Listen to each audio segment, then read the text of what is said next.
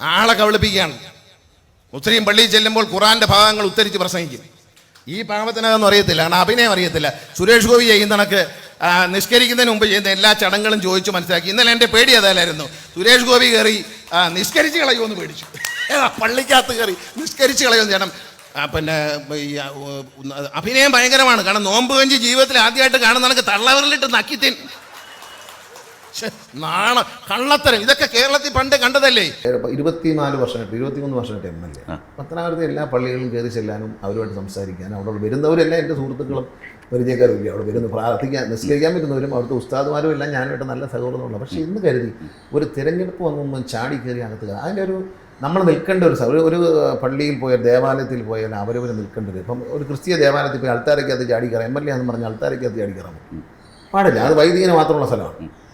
ഒരു അമ്പലത്തിൽ പോയി ഞാൻ സ്ഥാനാർത്ഥിയാണെന്ന് പറഞ്ഞ് എനിക്ക് ഇദ്ദേഹം സുരേഷ് ഗോപി മൂന്നിലിട്ട് നമ്പൂതിരി ആവണമെന്ന് പറയുക, പിന്നെ ഏകീകൃത സിവിൽ കോഡ് നടപ്പിലാക്കണമെന്ന് പറയുക, പിന്നെ പൗരത്വ നിയമത്തിൽ എന്താ കുഴപ്പമെന്ന് ചോദിക്കുക, വന്ന അധികാരത്തിൽ വന്ന ഉടൻ തന്നെ ഏകീകൃത സിവിൽ കോഡ് നടപ്പിലാക്കിയിരിക്കുന്നത് പ്രഖ്യാപിക്കുക, വിദേശത്തു നിന്ന് വന്ന പൗരന്മാരെ തിരഞ്ഞിറക്കി നാട്ടിൽ നിന്ന് ഓടിപ്പിക്കും എന്ന് പറഞ്ഞ സുരേഷ് ഗോപി.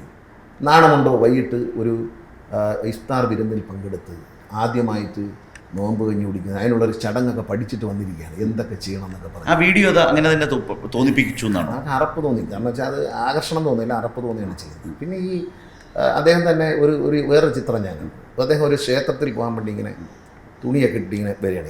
അപ്പോൾ പാവപ്പെട്ട ഒരു സ്ത്രീ ഓടി അടുത്ത് ചെല്ലുന്നു. അവരെ അദ്ദേഹത്ത് തൊട്ടാൽ അശുദ്ധി വരും. ഇപ്പോഴും ഉള്ളിൽ കിടക്കുന്നത് അടുത്തൊരു ജന്മം നമ്പൂനാനായി നമ്പൂതിരിയായി ജനിക്കണം എന്ന സാധനമാണ് ഉള്ളിൽ കിടക്കുന്നത്. അപ്പോൾ അദ്ദേഹം തൊഴുന്നതല്ലാതെ ആ സ്ത്രീക്ക് ഒരു വ്യക്തി കൈ കൊടുക്കുന്നില്ല. അവർ കയ്യിൽ പിടിക്കാൻ ശ്രമിക്കുമ്പോൾ മാറി മാറി പോകണം, പുറമോട്ട് വലിയ. എന്നിട്ട് അമ്പലത്തിരിക്കുന്ന തൊട്ടാൽ അമ്പലത്തിരിക്കുന്ന ദൈവത്തിന് എന്താ അശുദ്ധി? ഒരു അശുദ്ധിയില്ല. യഥാർത്ഥ ദൈവവിശ്വാസി അല്ല ഈ, അതും ഷോയാണ്. ഈ അമ്പലത്തിൽ പോകുന്നതും ഷോ ഒരു തുണിയൊക്കെ ഇട്ട്, തുണിയില്ലാതെ പോയാലും മതി, ഉടുപ്പൂരിയിട്ട് അവിടെ തോളിയിട്ടുണ്ട് പോയാലും നമുക്ക് അമ്പലത്തിൽ പോയാൽ എല്ലാവരും അങ്ങനെ ചെയ്യുന്നത്. ഞാൻ ഇതിനേക്കാളൊക്കെ വലിയ ദൈവവിശ്വാസി, അന്ധവിശ്വാസിയല്ല. പക്ഷേ അങ്ങോട്ട് പോകുമ്പോൾ അത് കഴിഞ്ഞ് ആ സ്ത്രീ അങ്ങ് പോയി കഴിയുമ്പോൾ പെട്ടെന്ന് ആ വയസ്സായ അമ്മ പോയി കഴിയുമ്പോൾ അദ്ദേഹം വളരെ കാളായിട്ട് നടന്നു പോയി. അപ്പം പാവപ്പെട്ടവൻ ദേഹത്ത് തൊട്ടാൽ അശുദ്ധി ഉണ്ടാകുന്ന ആൾ അവൻ്റെ വോട്ട് വേണം. പാവപ്പെട്ട അമ്മയുടെ ശരീരത്തിൽ അവർ സ്പർശിച്ചാൽ അശുദ്ധി ഉണ്ടായി ദൈവം അനുഗ്രഹിക്കാതിരിക്കുന്നു എന്ന് വിശ്വസിക്കുന്ന അന്ധവിശ്വാസിക്ക് ഈ പാവപ്പെട്ട സ്ത്രീയുടെ വോട്ട് വേണം. അതാണ് എൻ്റെ ചോദ്യം. അല്ല, അത് വേണമല്ലോ, ഉറപ്പല്ലേ, തെരഞ്ഞെടുപ്പല്ലേ. അത് പറയാം, രണ്ടും കൂടി ചെയ്തു. അല്ല, അദ്ദേഹം ഷേക്കാൻഡ് കൊടുത്താൽ എൻ്റെ ഐശ്വര്യം പോകുമെന്ന് വിശ്വസിക്കുന്നതാണ്. തെരഞ്ഞെടുപ്പിൽ ഷേക്കാൻഡ് ഷേക്കാൻഡ് എന്നിട്ട് മറ്റേ സാനിറ്റൈസർ അടിക്കരുത്, മൈക്കിന് മേടിക്കുന്നു. മൈക്കിന് അടിക്കുന്നു.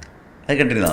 അതൊക്കെ എല്ലാം ചെയ്യും. കാരണം എന്ന് വെച്ചാൽ ഈ ജനപക്ഷത്ത് നിൽക്കുന്ന ഒരാളല്ലല്ലോ അദ്ദേഹത്തിൻ്റെ സുഖലോലുപതയ്ക്ക് വേണ്ടി, അദ്ദേഹത്തിന് അധികാരം കിട്ടാൻ വേണ്ടിയിട്ടും, അദ്ദേഹത്തിന് മകളുടെ വിവാഹം പോലും രാഷ്ട്രീയവൽക്കരിക്കുന്ന ആളുകളെ നമുക്ക്